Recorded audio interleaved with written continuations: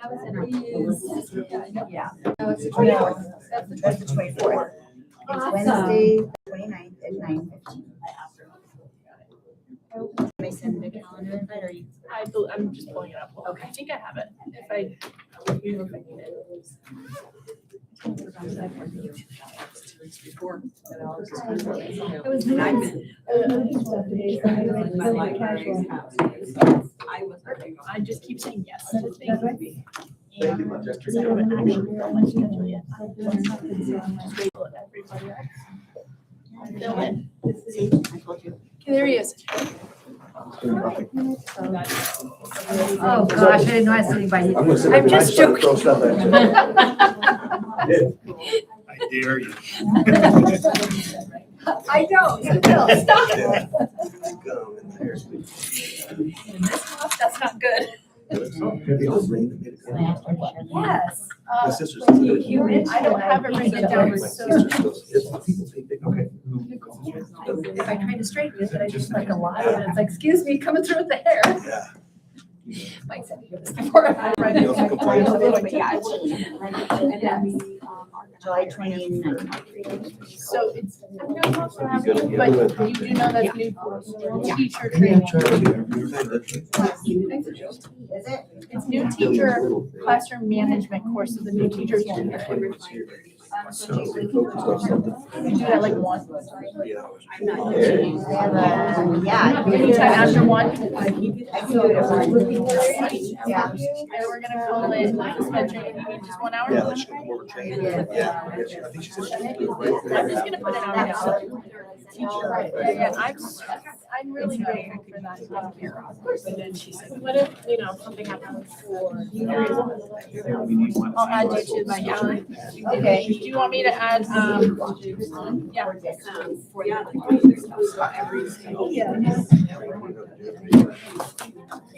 I was looking at.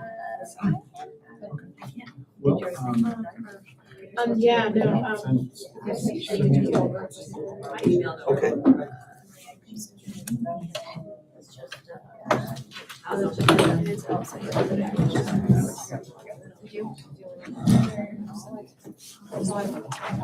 We're also talking.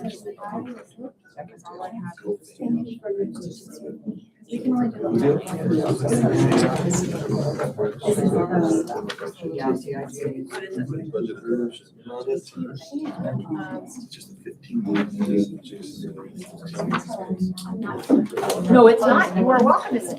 Yeah.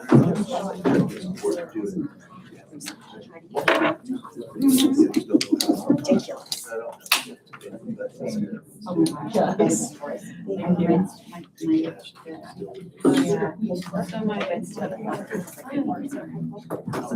Good evening, all. Thanks for joining us. If you are able, please stand and recite the pledge.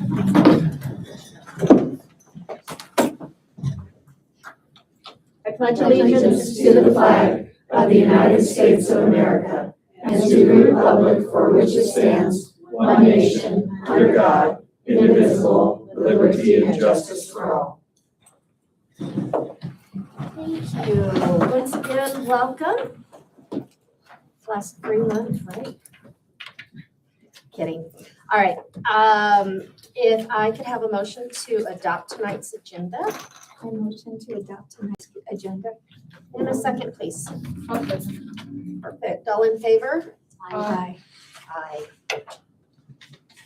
Going on is call to the public. Sharon, were there any cards?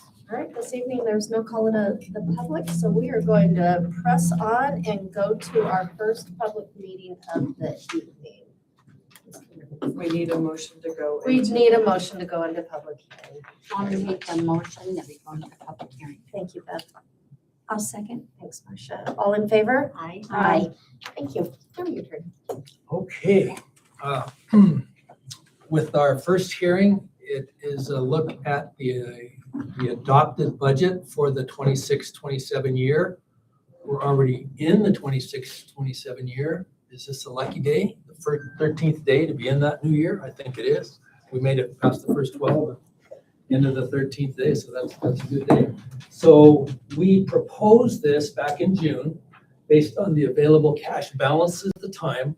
All of our funds have cash balances that they end with. I think we have 82 different funds. Those all roll forward into the next fiscal year. So we're still closing, we're doing adjusting and closing entries. And we've got grants that we have to keep spending, in some cases up till September 30th from last year's awards. So there's still quite a few things in motion.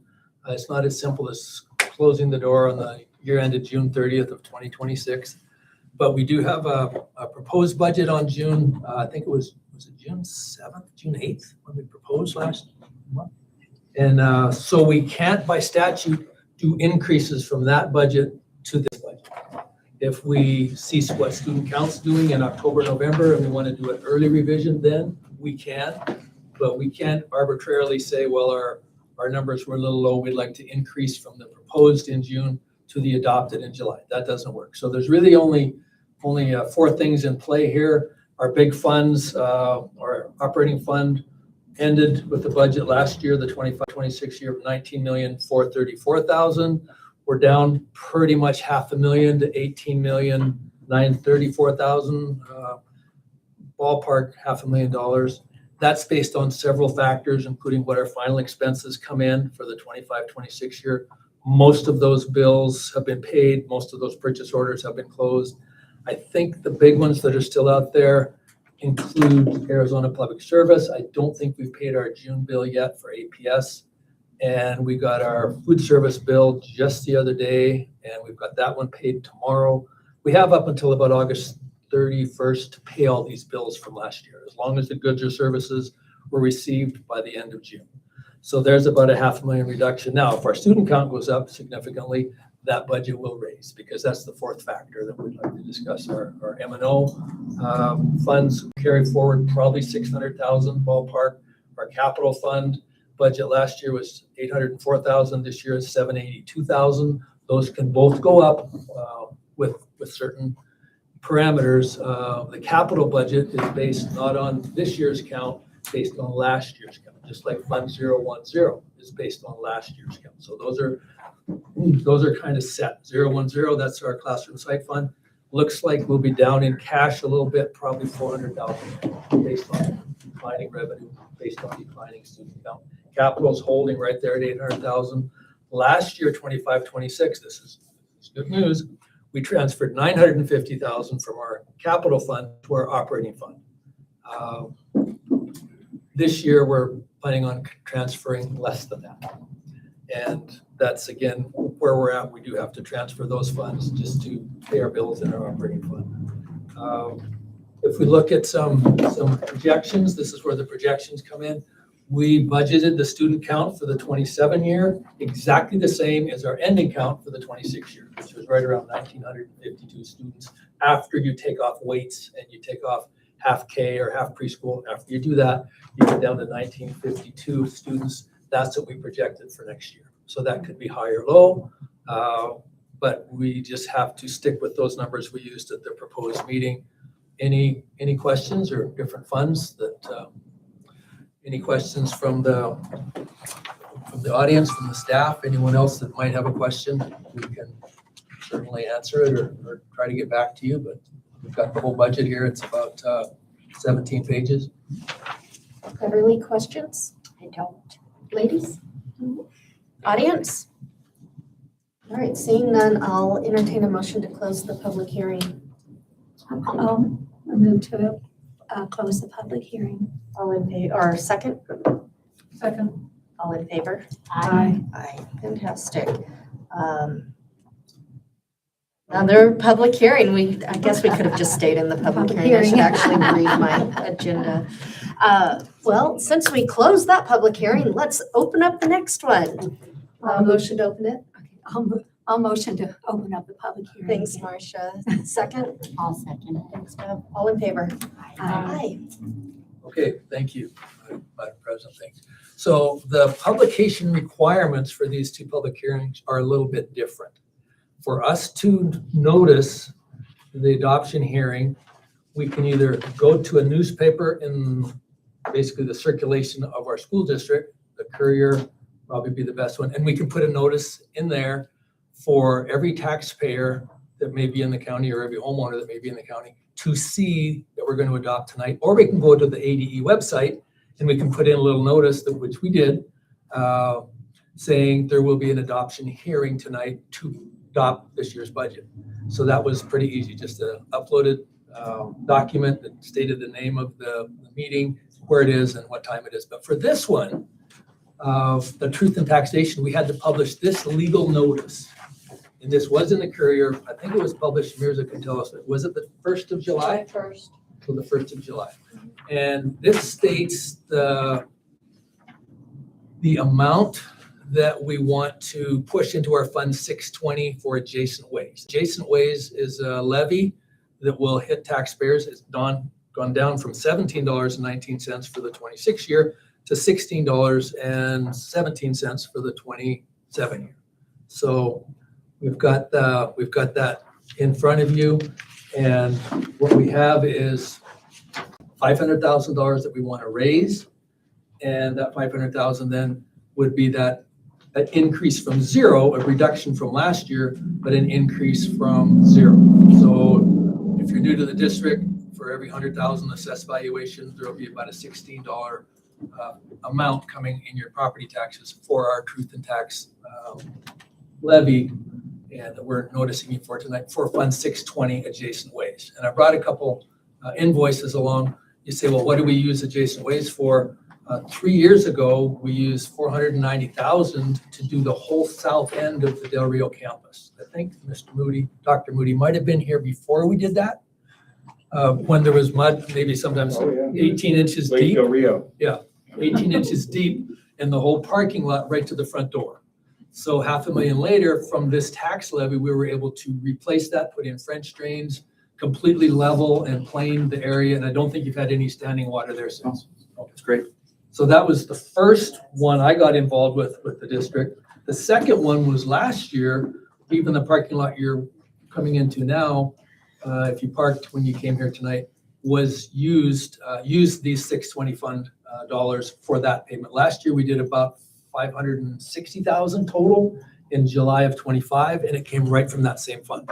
So we have to notice the public. We have to put this in large print right in the newspaper, and everyone can understand the level of, you've got a $100,000 home, it's assessed at about $16 per that amount.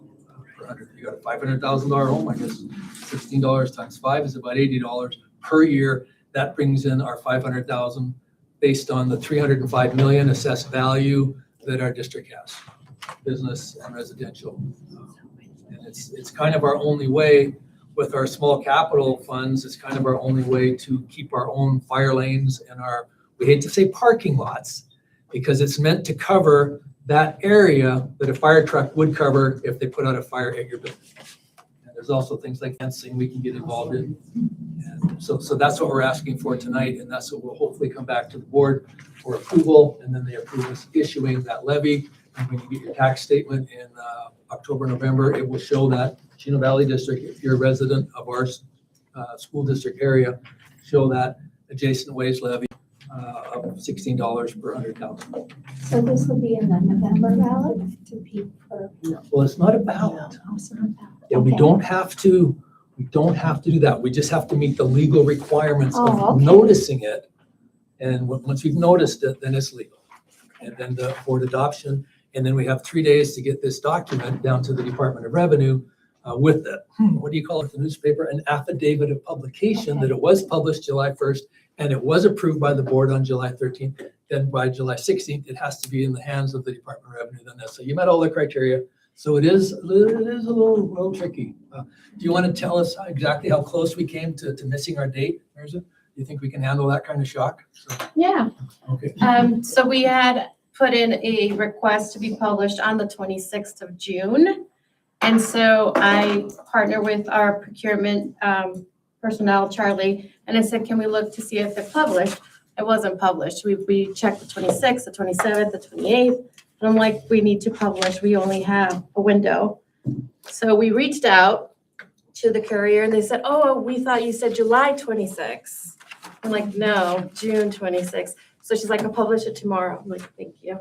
So published July 1st, Thank you. within our window. That was emailed to them June 14th. Wow. So, but things happen and they're busy publication the day Yeah. earlier, but we made it in there. You can only publish it within 10 days prior to the meeting and no more than 20 days from the meeting. So you have that little window and we made it just fine. So Any no questions? last minute notice. So those of you that got the July 1st courier, you would see this in Yeah. nice bold print and it's a quarter page ad, which is about $1,100. So that's why we try to keep those to a minimum. So, But any- this is not an action item. We don't vote on this tonight. Not yet. No. Just Later in the agenda. Just information at this point. Just Any information. questions on the site? Audience? All right, well, I'm going to attempt this again. We're going to try and close this. So we do. I apologize. Yeah, no problem. I was Sam, just try. wondering if you could clarify what you're planning to use this money for? So there's a couple things. We have ongoing needs, especially under our, I guess you could call them solar panel arrays, where the solar panel arrays in some cases have places underneath them that have failed. And there's places where fire trucks move around the perimeter. We did some of those last summer. And there's also a new campus planned, maybe 300 feet to the north, right out here. And it will have a fire lane as well. And that'll be a pretty extensive area. So those are, it's usually in our case, fire lane parking areas or for fire trucks to go in. But we could use it also for fencing and for sidewalks, bringing students to and from school. There's about 4 main things you can use it for. But this time, fire lines. Great, thank you. Thank you. Any further questions? Seeing none, we'll go ahead and close the public, we'll entertain a motion to close the public hearing. I'll move to close the public hearing. A second. I second it. All in favor? Aye. Thank you. Moving on to item 7A is our superintendent's report. Ms. Daniels? So this was literally the busiest June I've ever had in my whole career. I have no good explanation for that, other than it was just really busy. But most of it was school facilities board oriented. So if you have been along One West in the last few weeks, you've seen that we are well underway with the weatherization project at Del Rio. And just a reminder that when a school district applies for weatherization, which is a fancy way of saying like external building repairs and painting and stuff like that, it's in the queue for usually 2 to 3 years minimum before it's approved. So it sat in the queue like they did the repairs, then it sat in the queue, then they had to do more repairs, and then it sat in the queue. So they finally got underway with all the finishing part this summer. And so that's hopefully going to be all done and beauteous by the time that we have the first day of school and meet the teachers. So kids and teachers come back to something that looks snazzier. And then we also used a little bit of money. We have an account that's called a National Forest Fees account. There's a pass-through from the County Board of Supervisors to the school districts. All revenue that's collected on national forest land, which would be things like Taylor grazing rights, mining rights, mineral rights, logging, national park entrance fees, things like that, go to the County Board of Supervisors. They can split it up between schools and roads. Those are the allowable expenses. In our county, 90% of it goes through the county school office and then is divided in half. And that's split equally among all the geographically bound districts. And then the other half is metered out to all the geographically bound districts by our average daily membership. The 2 districts in the county that generate the most, like the lion's share of the money, are Crown King and Ash Fork. And Crown King has 9 students right now, I think. So they don't need millions of dollars because they don't know what they would even do with that. And Ash Fork receives national forest fees from 2 counties, because the district's actually in Yavapai and Coconino County. The majority of their land is in Coconino County. So even though they have the most public lands that generate it, that's the way Yavapai County Board of Supervisors has opted to split it up. So we get money from that account. In the past, we've used it for things like security cameras and stuff like that for the schools, but we're in really good shape with cameras. So this year we decided to jazz it up at Del Rio. If you have not seen it on social media or you have not driven on 2 North west of 1 West, Yes, it's really you cool. are missing out because it is super duper amazing. And nobody can ever find the office at Del Rio, so now they'll be able to. So you're like, that's the one with the I mural. always thought it was the other door. Yeah, it used to be the other door a long time ago. So anyway, we're doing that, and we have a few other little projects planned that are similar to that. We're working on finishing some, what I would call fairly inexpensive minor facelifts, like finishing a little bit of landscaping and things like that, because we want our outside of the buildings to look as good as what goes on in the inside of our buildings. If it looks shabby, then people wonder, how we're doing otherwise. So that was a project we did. School Facilities Board funded, finally it sat in the queue for a couple of years to brick the windows shut on this gym up top because we had a lot of water penetration when it rained. If it rained directly, the wind blew directly from the west, then we had a waterfall in our hallway outside Cheyenne's office. So hopefully no more waterfalls. And then like CVHS is the next in the queue for weatherization, which would cover most of this building too and the high school. So hoping on that one. The fire panel at CVHS was approved. We're hoping for our upgrades and the work to be done on that in like September, October timeframe. The HVAC project at Del Rio hit a little snag. It was supposed to have been completed already, but when they opened everything up, there were some significant electrical issues in the ceiling. And so those had to be addressed in order to make sure the building was safe for kids and staff. So everything's been through the approval queue on that.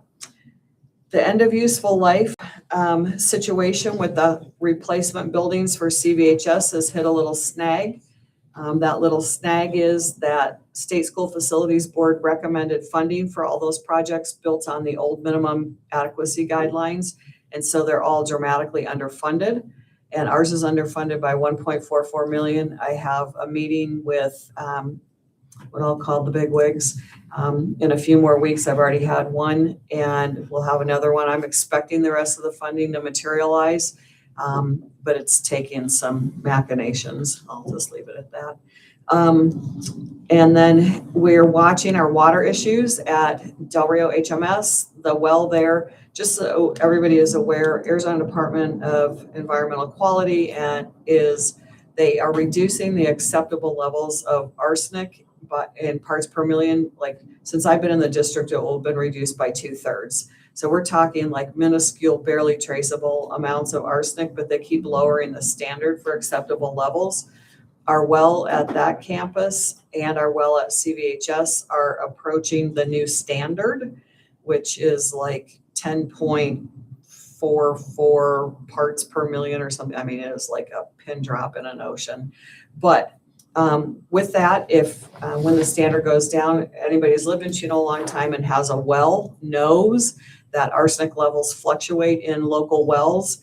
And so it's something that we've already started working with State School Facilities Board on and Arizona Department of Environmental Quality. That rule doesn't go into effect for a couple more years. Our next official testing is in 2028, and we have quarterly tests that are conducted by entity that they recognize and certify. So we're keeping an eye on it, but we would rather get in front of it. And because the other thing that's coming in 2029 are PFAS, the forever chemicals. Town of Chino Valley is building a filtration system plant right now for PFAS in town water. And that has a very, very minor, like a little low threshold as well.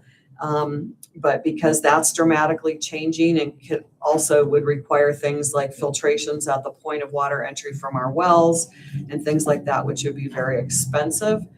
We're working on pursuing funding opportunities that might help bring town water to our campuses that are on wells right now. And in this case, also would be septic or sewer instead of septic at Del Rio Heritage.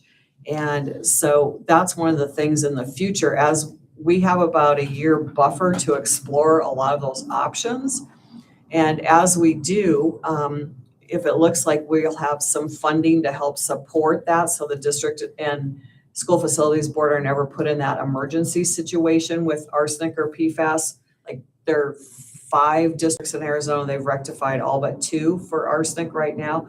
And what they do is they kill the water system and bring in water in trucks for all the potable water, which would be like ridiculous maneuver, and it's very expensive. So we're in the process of trying to work on that. But like a year from now, for example, if it looks like we have grant funding to support bringing town water to that campus, then we could use our adjacent ways money to help bring sanitary sewer there as well, which would be a really good idea because we've had trouble with our septic at Del Rio Heritage in the last couple of years.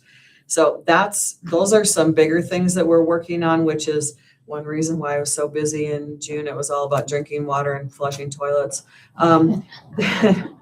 It's like, is it ever about education? I'm not sure. So as far as staffing goes, I wanted to bring you up to date since we are just a couple weeks away. We have brand new staff coming to campus next Wednesday, which is hard to believe. And we have a position still open for either an RN or an EMT. And we have a position open for an occupational therapist. We had an unexpected resignation. Her OT decided she was going to get married and move out of state. So, okay. And so we've said goodbye to Heidi and we welcomed Marty. So this is your night to officially pick on him. And then we did receive another round of the school safety grant, which is good for 3 years. And it allows us to continue having officers at 2 campuses, school safety officers at 2. At Del Rio, we have Mike, who we pay for from district funds. At Tech, we'll be welcoming retired CVPD officer Dina Wynn. She's grant funded. At HMS, we have our new, we have Diana Sanchez, who's provided by CVPD. And then we contract with CVPD from the grant for Officer Hawk. And we have a school counselor position that's paid for the grant at Heritage. So, and then our partnerships, we're prepared to welcome RISE to our HMS campus.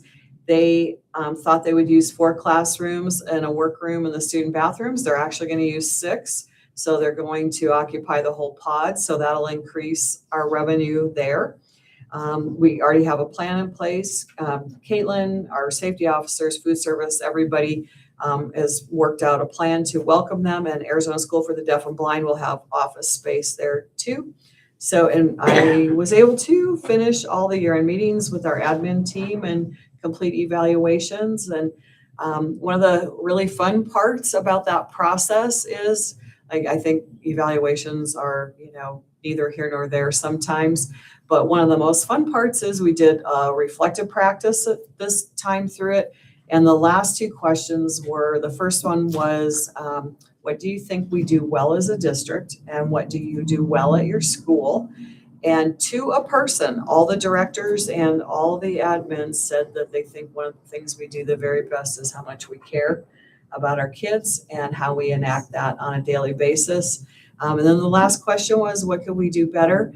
And they all really directed that at unique things for their campus and things they're working on. And you'll see those reflected in their goals in August. So it was a great time. It's fun to spend that unhurried time together that we rarely get. So that's what's been going on. Not a whole lot. July 30th is the all staff day at Grace, the training. You'll remember that governing board members have to do the mandatory reporter training under Arizona law. It's a really super fun morning. And so if you want to come and participate in that whole morning, you'll get that mandatory training out of the way, get a good breakfast, maybe win some raffle prizes. So That's the 30th. It's the 30th. And we start check-in at 6:30 in the morning. So ouch, on that, but anyway. So any questions that you have? Do we have to do that training every year? Yes, and the staff has like 90 million that they have to do, I swear. Yes, I know. So, yeah. Is Dr. Moody going to do certain parts of that again? You know what? We have it all split up and we got a few surprises this year. Marty and Eric have been working on it. So no pressure. It was very fantastic. It's a fun morning. It's really fun. I'll be able to go this year Oh, because good. I'm not teaching it anymore. Anything else? Let's move on to item 7B1, our financial reports. Mr. Livingston. Very well, Madam President, members of the board, staff and administration, ladies and gentlemen. A quick look at the year-end June 30th version 1. We'll have another version 2 at the August meeting. As we pay some more bills in July, they'll show up on the August meeting. We'll have another version 3 at the September meeting as we finish out, hopefully completely the year. So this is where we stand right now. Our operating budget at year-end June 30th will not be increased from the 19.4 million. Expenditures, as we're continuing to move expenditures out of M&O to other funds, 18.9 million. And my little sheet that you've got for project ending balance, we project about 3.03% unspent. Right around that 600,000. Hopefully a little more than that. But we had a goal 2 years ago to have 4% untouched and carryover. And then we keep running into difficulties with attendance and different things. So 3% is a lot better than several of the school districts in the state. I can say that. Budget of 19.4 million, over 600,000 carry forward. We want to continue to hit that 4 to 5% carry forward to say, here's some things you might want to do, governing board. Here's some cash you can do it with, rather than end up with 1% or less. We'd like to have at least a 4% unspent budget. Capital budget ended at 804,000. Spent to date almost 700,000. We project about 14.11% of that unspent. And our 620 fund, we project about 45% unspent. And that's that adjacent waste that you're going to hear about later in the adjacent waste hearing. Any questions on those three major funds of activity or make things just a little more complicated? We don't use a cash accrual system. Most government entities don't use a cash, I should have said cash accounting system. We use an accrual basis. An accrual basis. An accrual basis accounting system, you recognize revenue when it's earned, and you recognize expenditures when they're incurred, not when they're paid necessarily. So we still have quite a few thousands of dollars in place for that. We have some revenues from last year that we haven't earned, but we haven't received them yet. So that also is going to affect cash as things go by. If you've looked at that, usually small businesses are really tight on cash accounting. As soon as they have an expense and they pay it, then it hits cash and increases expenses. Whereas if they don't pay it, put it off and put it off and put it off, they can do that in a small business. We can't. As soon as we incur that expense, we have to show it as an expense. So that's why encumbrances are almost the same as expenditures. We have to disclose it, because if not, we can easily overspend our revenue. Taking a look at the major funds that we have, I'd like to draw your attention to your cash fund balances. And in this case, for these funds, we are treated by the county school Yavapai County Ed Service Agency. They provide certain services to us. These funds on this little sheet right here in your packet are treated very much like cash funds. And they kind of throw your accrual basis out the window.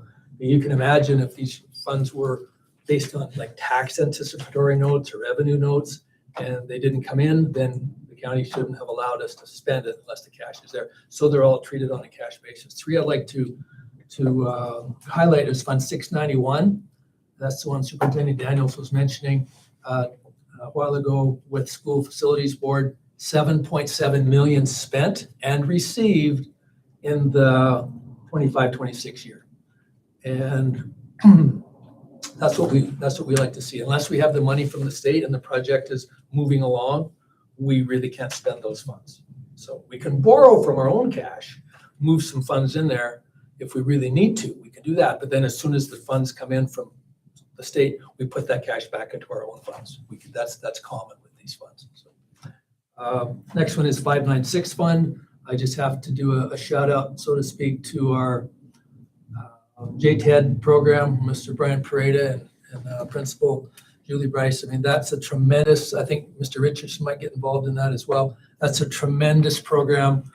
Every year there's around 300 to 320 students that might take 1, 2, or 3 classes, it equals about 65 extra students. That's how many students participate in that. That brings in a full $5,000 per student, as if it was an actual student, even though they're double counted because they're weighted for taking those book ed classes. So if you take a look, we show that you started, that fund's 596, started the year at 194,000. It's very well managed. In fact, you've got a new digital, let's see if I can get it right. It's not digital animation, it's digital communication, a brand new program starting there. So they're adding programs as they go. And digital communication's only maybe 3 years old. So that's a dynamic program that's offering a lot of things. And you see the projected ending cash is over 200,000 again. So we started at 194. That's what we really like to see. See growth in programs as well as growth in student skills.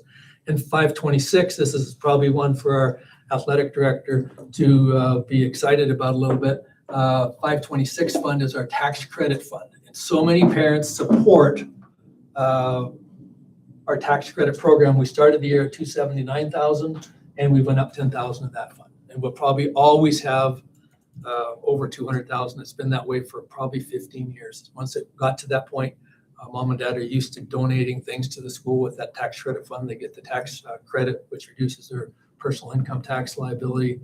And that's a very strong fund. I think athletics at the high school, if you were to look at those programs, probably brings in excess of 50,000 a year, which then are used for different things. So and we did a huge project on that a while ago to show the costs of high school athletics. So that's very helpful. And that's all I had for the report here. Fantastic. Any questions, ladies? Okay. Item 7B2 is student activity report. I don't have a lot to say. In fact, I'll take questions and say I'll probably have to get back to you on that. There's been very little activity because the students have to make the motion to make the expenditures or to raise the funds. So I think June was a very quiet month. That is fair. Thank you. Then item 7B3 is,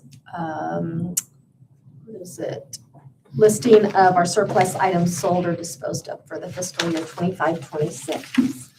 And that's, Just a report. yeah, that's a bit of a credit to our purchasing director, Charlie Alsop. She just wanted you to know that these things were sold for this amount of money. You were approved of selling them as we do auctions. I think we have 3 auctions a year. And we pack things into our IT storage containers. We pack things throughout our maintenance and facilities storage containers, and then we auction them, and then people have to come and pick it up. So that's the proceeds of those auctioned items. Just a courtesy item, just a report. Thank you. Then we will move along to agenda item 8A, which is our consent agenda. Does anyone wish to remove anything from tonight's agenda? All right, seeing none, I'll take a motion to approve items A through N in the consent agenda. I move to approve. Oh, I got the wrong minute. I so move. Thank you. Second? I'll second. All in favor? Aye. Moving on to our personnel report. Let me catch up with myself here. Mr. Campitelli, personnel report, All right, please. personnel activity for this reporting period. Let me find where I'm at. A lot of skipping. There we go.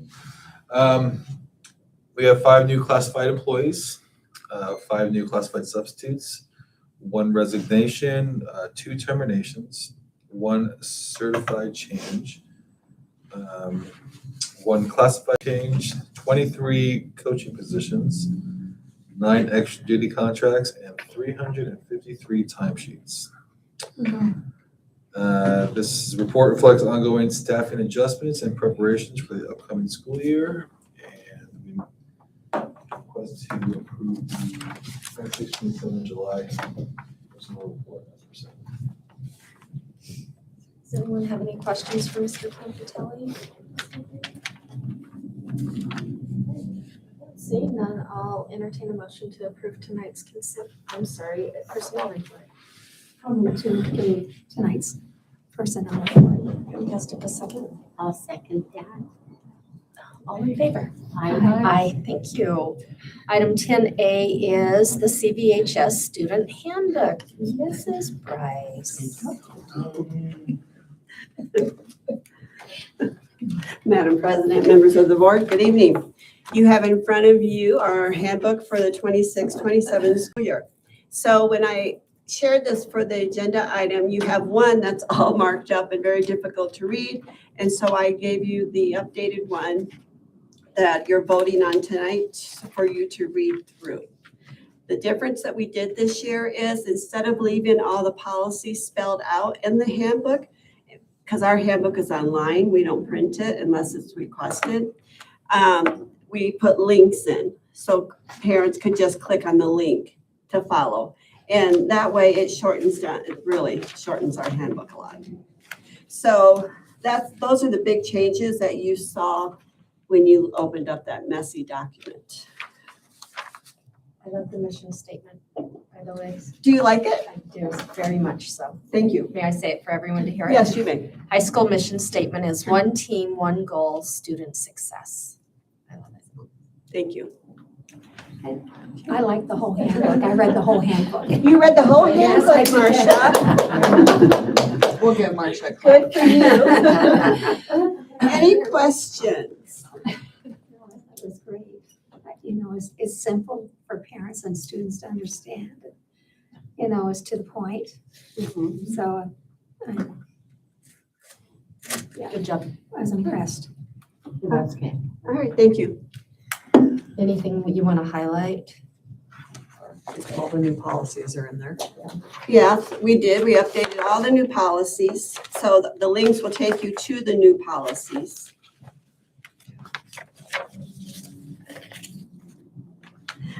Really, I don't have anything to highlight. A big difference going through this is currently, right now, our juniors and seniors can both go home early. And starting with the class of 2030, which are my freshmen, when they become juniors, they will not be able to leave early, where only seniors will be. And we're hoping that will increase our CTE enrollments. They'll have to choose an elective and CTE. So we're hoping that's going to help our enrollment there for CTE. But that will start with our freshmen when they're juniors. Other than that, that's really the only change that we made that is really going to be different for our freshmen.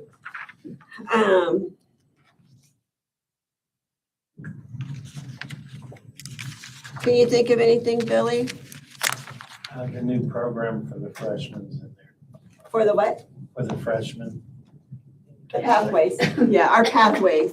Our Yavapai College pathway, that's in there for our freshmen. They get to start that their second semester of their freshman year. They'll take 2 classes and they'll be on their way to have an AA when they graduate the high school, and it's totally on our money. So it's a great program. Excited to include that.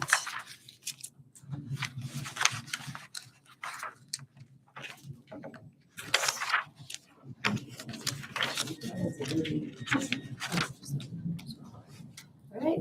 So not a lot of big changes, just it's organized a lot differently. With no further questions, as long as there are none, I'll entertain a motion to approve the 26-27 CVHS student handbook. I'll make the motion to approve the CVHS handbook for the year 26 and 27. I'll second. All in favor? Aye. Aye. Thank you, ladies. Thank you. Thank you. Next is item 10B, our CVHS athletic handbook update. I believe it's going to be Mr. Foster.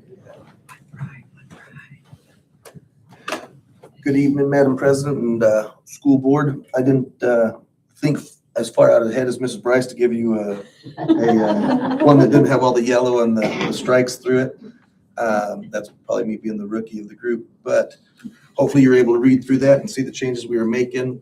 Some things to highlight and talk about is what we really did was kind of put our consequences, they weren't really matching our tiered offenses that we had for school. And so if you look at our tier 3 offenses, some of them were alcohol and tobacco related and some were weapons related. And there seemed to be a little bit of a division between the two. So we created a level 1 offense and a level 2 offense. Level 1 offense was anything with a suspension of 4 days or less. And those had a little bit lighter consequences than your level 2. So that was the biggest change in it. The other changes in this that we made was kind of just to make it a little bit more in line with the AIA policies. And there's been some changes in the AIA policies as far as what students have to do. The brain book and all that stuff is still in there, but they've had some stuff added about hazing. So we added that stuff in there too, just to make sure we're aligned with them a little bit better. But those were the main changes. Nothing real drastic in there though. Any questions for Mr. Foster? Thank you for being here. You bet, glad to be here. Seeing none, we will go to a motion and vote. I'll entertain a motion. I thought this was just for Yeah. information. Oh, is Action it? Question, no action. No, It should be an action. it should be action. Yeah. Sorry. Oh, you're I'm gonna okay. change it to. I'll make a motion to approve the athletic handbook Okay. with the Um, updates. A second? I'll second. Thank you, Marcia. All in favor? Aye. Thank you. Item 10C is our alternative to suspension program at Heritage Middle School. Ms. McGill. All right, good evening. Just want to let you guys know that Heritage Middle School, last year, we lost our behavior coach and we never replaced it. And we kind of dissolved in school suspension. We went through that. Kind of went through that process, Mr. Campitelli and I, and realized we didn't need it. So we're introducing this year, we're calling an alternative to suspension program, working closely with our safety team, which includes the counselor, mostly the counselor, but it just depends. So low level stuff that we would think would be in school suspension traditionally, we're going to now, the program's going to focus on reteaching the expectation, really teaching those middle schoolers the skill that they lack. So this will include problem solving, building the social and behavior skills that they need for success. So I highlighted it for you. There's only a few items, the larger items are still out of school suspended. Can't, beat people up. But if you make small mistakes, we'd like to teach you how to make better choices. Give us an example of what a small mistake would be. Oh, I was like, I have. So you guys approved a curriculum called Character Strong for us, and we've been using that for a few years now. This is just like a quick screenshot I took of it for you guys. So let's say there was something lower level.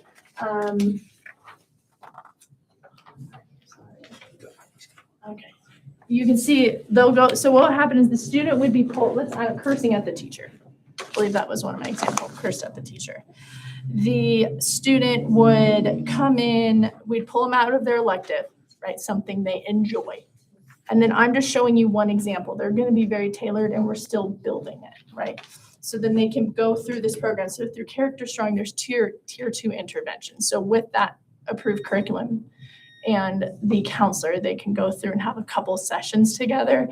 So the student is not getting away with the action. They're just potentially doing like an essay, talking it out, and then let's say the cursing with the teacher. We don't want that. So in the end, they would still have to repair the relationship with the teacher and to build that time for success. So they're not just sitting there for 8 hours bored and nothing as effective happening. We're really trying to keep them in the classroom learning, especially in their core subjects. And they love their electives, so they're not going to want to lose that, right? They're not going to want to lose woodshop. So that's my example. Thank you. So you can just see on here, there's more than 7 sessions. There's lots of different ones, but I just kind of wanted to show you guys. You can hit more than 1 session per class. Any additional questions for us? I think that's a great idea. Take them out of something they really enjoy. And just reteach the skill. We did introduce something similar a couple years ago now where we did the nicotine classes. So if they get caught with vape, we were tracking that data and we have I'd have to go double check, but I believe only 1 reuse. So it's quite effective. So you don't get a lot of frequent flyers. This shouldn't be repetitive. It should work. So fingers crossed for you. It's middle school. All right, any other questions? This is information only, so. Perfect, thank you, appreciate it. Item 10D is our homeschool students in athletics. I'm gonna guess it's Mr. Foster again. Yeah, hey, it's me again, guys. This is just to be in compliance with the AIA and we're just kind of following policy that we've had in place before, just presenting it to you. It's in regards to the homeschool students and athletes that want to participate at Chino Valley High School. There is an exception in the AIA Article 15 that allows them to come to participate in our sports here. As long as they meet certain criteria and nothing's changed from before. They have to, reside in the area. And we've actually had quite a bit of interest with homeschool students reaching out. A lot of them find out that they live in Prescott Valley and got to go there, but they have to reside in the area. They have to go to the county superintendent to get an affidavit showing that they do belong here, that they're actual homeschool students. Once they present that to us, then they can start participating in sports. Policy has been here before that if they're taking ESA money, we don't have them participate in sports. And we've had a couple people reach out, and we've had good conversations about that. They've understood that pretty good. As John alluded to earlier, we sat down and broke down what it costs for priced for each athlete to participate in sports, and just a rough cost. I mean, it ranged anywhere from $2,100 to $5,000 depending on the sport. And so that $165 pay to play doesn't come close to touching it. And so it's just a policy I think we've had here in the past. I'm not asking to change anything. I'm asking to just keep doing with what we're doing. Haven't seemed to get too much pushback. So yeah, that's my suggestion, is to keep things as in place as they are. Any questions? And just to clarify, homeschool is different than an ESA student, right? Yeah, so the ESA kids, they have to, I think the state provides, Cindy, tell me if I'm wrong, but provides that to the county, and we can, yeah, they'll tell them who's taking the money and who's not. So, yeah, state statute differentiates, and so if they take the ESA money, they cannot receive an affidavit of homeschooling. So the county school office is kind of the gatekeeper for that. So like when Alan said, like homeschool students, state statute provides for homeschool students to be able to participate in athletics with a birth certificate, a proof of residency in our geographical boundaries, and the affidavit from the county school office. And then just to clarify, the difference is the homeschoolers, the legit homeschoolers, as opposed to the ESAs, they're not taking school district money. Right. As the Yes. ESAs are. So, and So I don't want to gloss over. So Mirza and John did a lot of hard work putting together a list of the full expenses for what it costs the school district to run CVH athletics only. No other athletics in the district, just CVHS.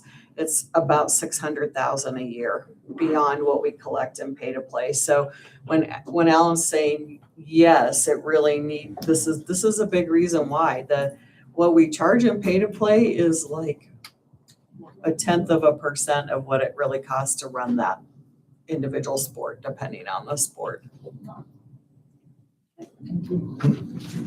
This also is an action item. I'll entertain a motion to approve allowing homeschoolers to participate in sports. I'll move that the governing board of Chino Valley Unified School District allow students who are registered with the Yavapai County Education Services Agency homeschool will be allowed to participate in athletics in our school district. I'll second that.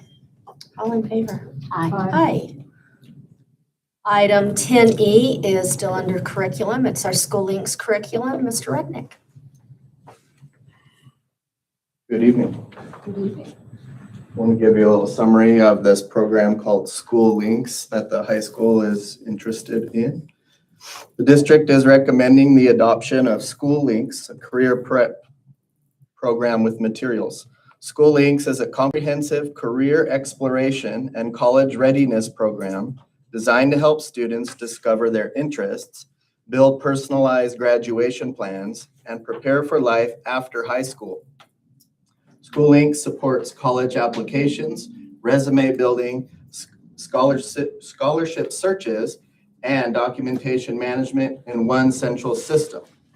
The curriculum was on display beginning March 9th, 2026, and ended on June 9th. Materials were available in the district office and through a link on our district webpage. The length of time exceeded the 60 days of public comment and the review period. We followed the policy adopted by the CVUSD Governing Board in June 2023. The adoption committee met 2 times to discuss the results of the piloting process. We had 1 parent, 2 administrators, 1 teacher, and the curriculum coordinator attend the meetings. Teacher Dan Eisenberg reported good results with the materials in the time he worked with School Links and with some students. We did not have anyone come into the district office to view the curriculum, but we were very pleased with the results and the promise that it shows for our high school students. Any questions? Now, this is just for college prep mainly or not, or like CTE program? It's all having to do with getting ready for college, jobs, Jobs. all the career pieces. So not just for school. All of our freshmen will take this course Oh, okay. for career prep. That just starting this year or? We've had it in the past, but we used a different program. And so with Mr. Eisenberg retiring and hiring a new teacher, we decided it was time to bring on a more comprehensive program that our counselors can also benefit with. Further questions, ladies? No. Again, action item. I'll entertain a motion. I'll make the motion that we do the adoption of School Links with the career prep materials for 2026-2027 school year. Perfect. Second. I'll second. All in favor? Aye. Thank you.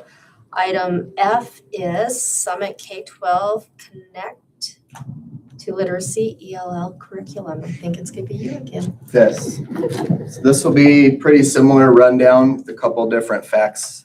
This one is an ELL program for our EL students, primarily our Spanish students, although can be used with other languages. The district is recommending the adoption of Summit K-12 Connect to Literacy ELL program. Summit K-12 is a research-informed supplemental curriculum designed to accelerate English language proficiency. Summit K-12 is aligned to the ADELA State Language Test. The program also has a family component that allows learning of English while at home for other family members, not just for the student.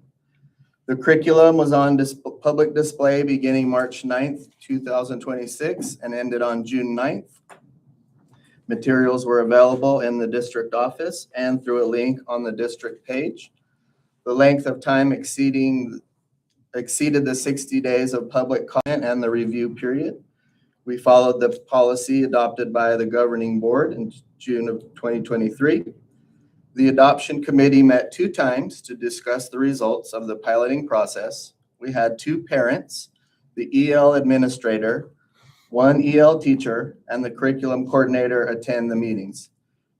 Teacher Naressa Cassidy reported good results with the materials in the time that she worked with Summit K-12.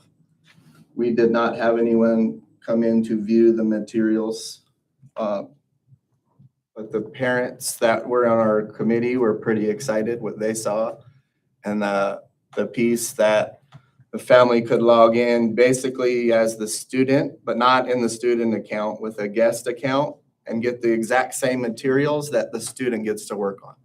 So the same things the kids are learning for English, other family members can use too. So that was kind of a little bonus piece that Mrs. Karate, the EL person in charge of EL, found this program, and it looks pretty exciting.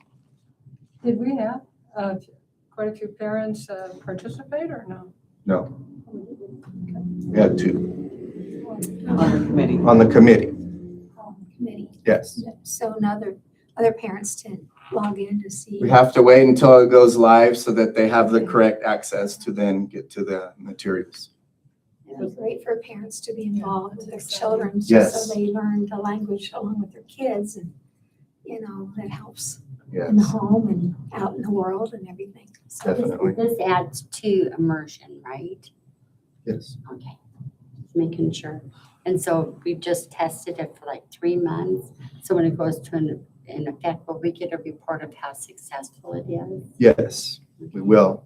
And according to the program, they guarantee a year's growth. I want to see that myself, but that's one of the selling points they give us. Yes. And it's, we pay one amount for no matter how many people use it. For the set amount of licenses, For the students. the that- students, And the parents. and then the parents are connected to the student We don't accounts. pay per- We don't pay for parents. No. Okay. That's just part of Pay the, test. yes. Okay, Mhm. awesome, When you say thank you. they guarantee a year's growth, Mhm. do they corroborate that or? Well, if you follow all of their guidelines and their time and all the things, then their data shows that 1 year's growth is to be expected. Wow. Yes, I know, I want to see that. It's a bold prediction to make. And our Education Foundation is sponsoring classes again for our non-English speaking parents.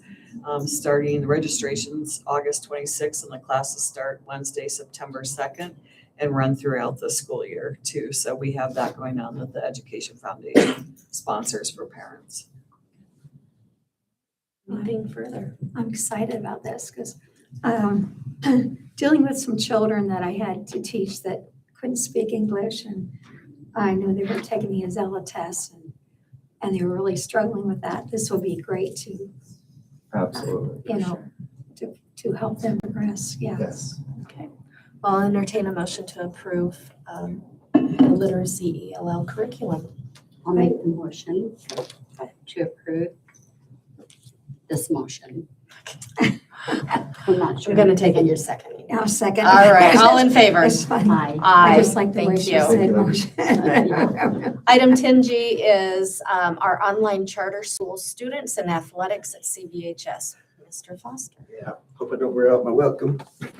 Get it all in at one time. Yeah, this is another, just compliance with AIA, Article 15, for enrollment rule.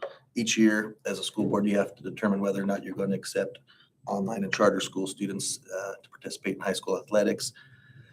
At the school, we strongly believe that we're much better off when we have the kids on campus, learning our policies, learning what we're about. When we talk about being one team and all that, it goes a long ways when they're here on campus too. And with going with what we've done in the past, I'd like to recommend that we still stick with this. We've had quite a few students reach out and ask the possibilities of doing that. I also think that if you opened it up, I mean, there's a lot of kids that go to public school for athletics, and it's nice that we get them here for that, and then we can educate them and make them better people while we're doing that. But I really think that if we allowed them to, go to online schools and still have the benefit of coming and doing athletics, we'd probably lose a lot of those students too. And so I think we definitely want to push forward with not allowing online charter school students to participate in athletics. Well, I have said this every year for the past 12 years. This will be the last time I have to say this since I'm not rerunning. I am in complete agreement. There is something about parental choice, but when they make those choices, they need to understand what they are doing to their kids. And they need to be in school to be part of the team. And that is my viewpoint. Appreciate it.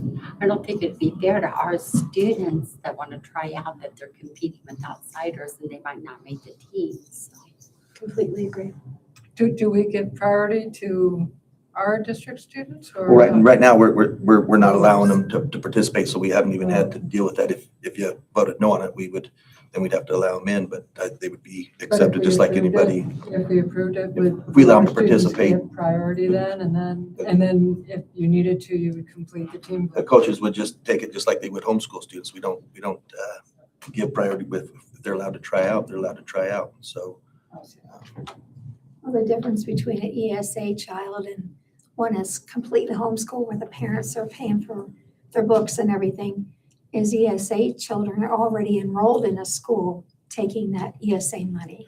And this is just for the online charter schools. I Well, mean, it's the you same. presume they're Yeah. taking the Taking the ESA, but How does that affect our liability? Do we have liability with that? like I mean, like insurance or anything? insurance-wise, with we were just talking about this the other day, as far as the AIA used to have an insurance statement that you had to fill out but they've done away with that. So it's not even, it used to be one of the checkoff things for each athlete was that they provided proof of insurance.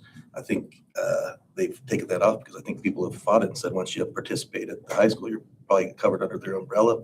I don't know that for a fact, but it was removed from the AIA, little checklist of what you had to do. So that's one of the things we took out of our handbook to be in compliance with the AIA. Is it used to be in there, but it's not anymore. We do have a group called K&K Insurance that sends notification to every school through me. I send it to the secretaries at the school that they should print in Spanish and in English that they can buy supplemental athletic accident insurance for different sports or any event that happens at school. And I know we have some participation in that, so that if there's a serious accident, there may be $3,000 for a broken arm that this accident policy for maybe $400 a year would cover. But we don't get involved in that other than giving the student athletes the option, or you could say the parents the option to pick up one of those applications. And I'm not familiar with a student that has used it and got a big payout, but I know it's a possibility. They proved they were injured at a school and they had the coverage, they could file a claim. I think and Ellen asked me this question today, is do we have any idea how many kids who reside in our geographical boundaries that participate in an Arizona online charter school? Because those receive funding from the state of Arizona like we do. And we have about 6. So it's not a lot of kids. And some of them, it's because they maybe got in trouble somewhere else and can't go to school anyway, or, things like that. Maybe are home for a health issue or, different things like that. So it's the online charter issue has never historically impacted many people in our community, but it really does go back to an online charter school receives the same funding for a student that we would receive for them. But that school gets all the funding, and we spend $600,000 out of our maintenance and operation budget to run athletics and get nothing for the kid except whatever their pay to play would be. And so that's typically been the board's stance is we use regular district money far beyond pay to play to support the culture at the high school. And an online charter school student isn't agreeing to be part of our culture. They just want to take something from us that we offer that their online school could not. And one of our main goals as an athletic department is to bring back some pride and in our school. It's pretty tough to do that if you're not a Chino Valley student. Say that again. We want to restore a little bit of pride in our school, and if you're going somewhere else and showing up for 2 hours for practice, it's pretty hard to ask them to represent us out in the real world as a Cougar, and when they're not here during the day. any other discussion on it? No, ma'am. And I'll entertain a motion. I move that Chino Valley Unified School District will not allow charter school students, online charter school students to participate in Chino Valley High School athletics during the 26-27 school year. In a second. I'll second. All in favor? Aye. Thank you.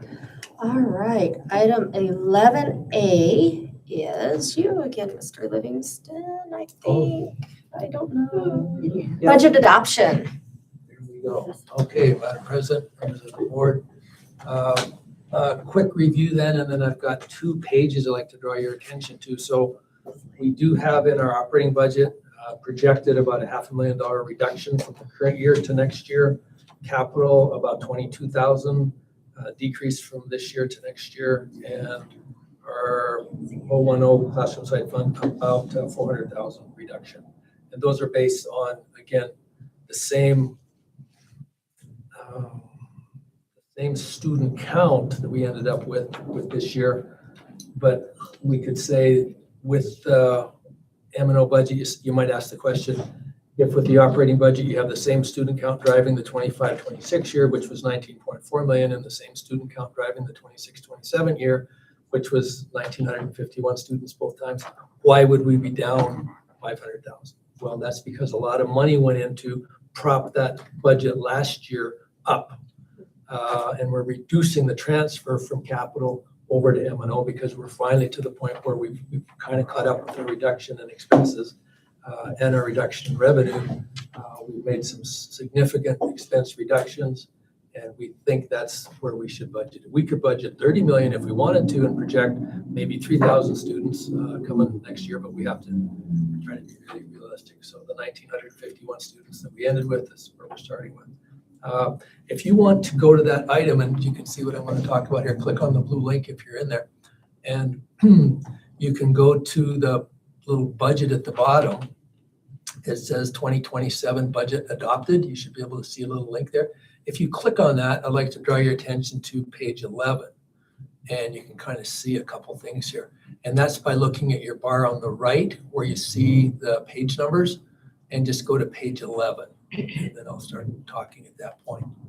And page 11 has kind of a side-by-side there. You see at the top, you see the student count at the very top of that, page 11, 1,951. 25 year, we were at 2,050. If you see those numbers at the top, you go back to 23 year, we were 2,253, which meant we had almost 2,400 students here, because that's the condensed amount. And then you look at the bottom of page 11, you see our last year's budget on the left there, prior year, and that's the 19.4 million. And then you go to the right and you see the 18.9 million. So pretty much exactly $500,000 less. That's 11 of our actual budget, down 2.6% for our operating fund. Then please go to page 13. Page 13 kind of takes us to the next item here on, well, for me anyway, for the truth and taxation.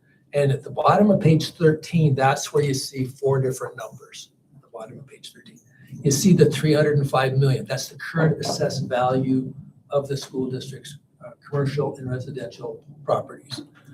So if you want to raise a levy of 500,000, which we do in that adjacent ways, you go to line C2 and you see that 16.37. So that's the levy, down almost $1 from last year. Because last year the assessed value was 291 million. So they all work, and I send this to, some of you might know the name Renee Raskin. I think she was the Prescott Unified business manager for almost 20 years, like just over 19 years. And she's the one that I go over all these numbers with about 4 times. So our regular total tax rate is about $3.60. So this is a very small part of your total property tax bill. And there's the $16.37. So any question, that's basically a summary of the budget I did touch on, but I'll come back to again a little review on the truth and tax when we get there. But that's basically the change in our operating budget and capital budget and classroom site fund, our major funds.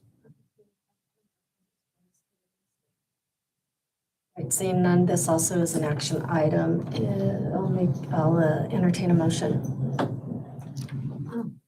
FY 2627 adoption for projected cash balances carry forward from FY 2526 funds and student count estimates for FY 2627 school year. I motion that. I'm sorry, I should have said that first. Okay, with that, do we have a second? I'll second. Ingrid will second. All right, we got it. All in favor? Aye. Aye, thank you. Item 11B is IGAs for educational services for former ASDB residential students from PUSD, HUSD, Mayor and Ashford. Ms. Daniels. So at a prior meeting this year, you approved memorandums of understanding with these districts. Department of Ed has since advised us, they get a lot of changing personnel down there in Phoenix. But since then, they've advised that we should do IGAs instead of MOUs because we'll be collecting revenue. So you already approved it, just under a different title before, which was the memorandums of understanding. The IGAs allow us to collect the revenue. We'll be collecting from Ash Fork too.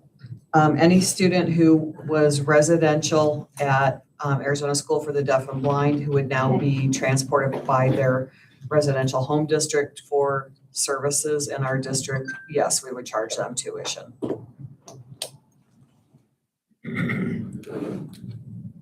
Do they currently have Ashford students? Do we know? So Nicole, where are we sitting? Do we have any idea how many incoming ASDB tuition ins we'll take? We have not had it finalized yet. There are potentially 4 from outside districts. Is that just from Ash Fork or is that just from? One from Ash Fork, 1 from Mayor, and 2, I believe, from Prescott. How will they get here? They have to provide transportation. Yeah. Okay, so we're not responsible for Their that. district has to provide. All right, any additional? I'll make a motion. Thank you. I make a motion that we approve the IGAs with Prescott Unified, Humboldt Unified, Ash Fork, Joint Unified, and Mare Unified School Districts. A second? Second. All in favor? Aye. Aye.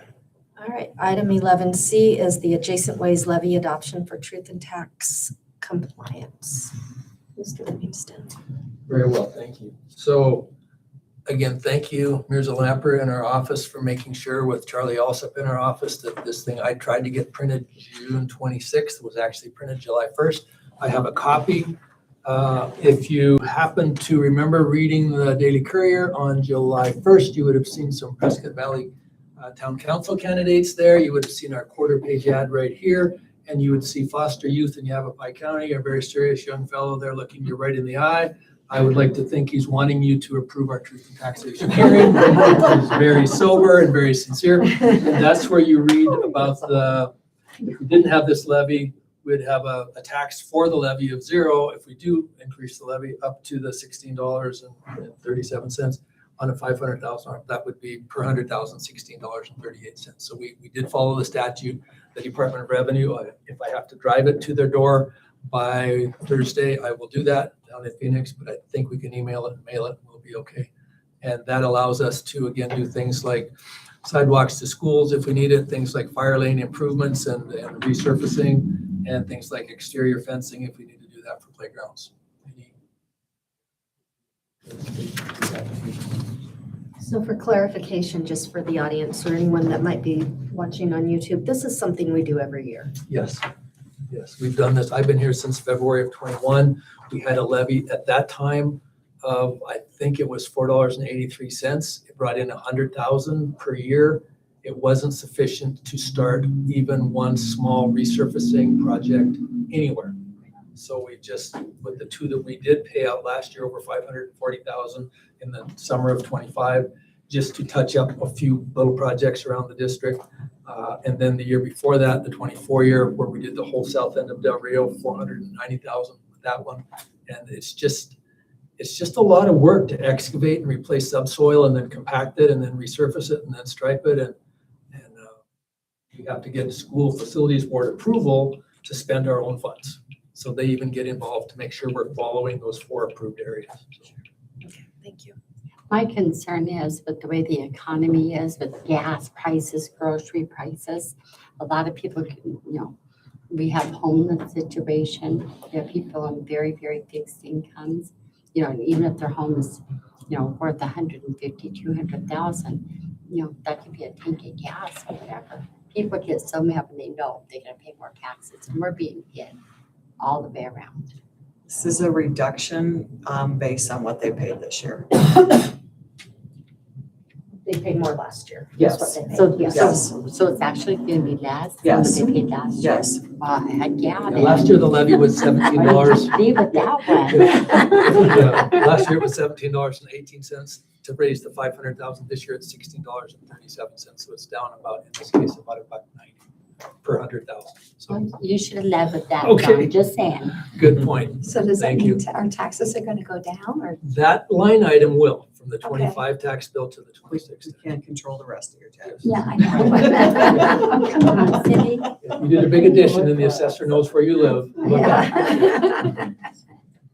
Okay, so since we've had the public hearing, this is now the action item for it, and now that we've had it clarified that it's nothing new and it's actually less, I'll entertain a motion.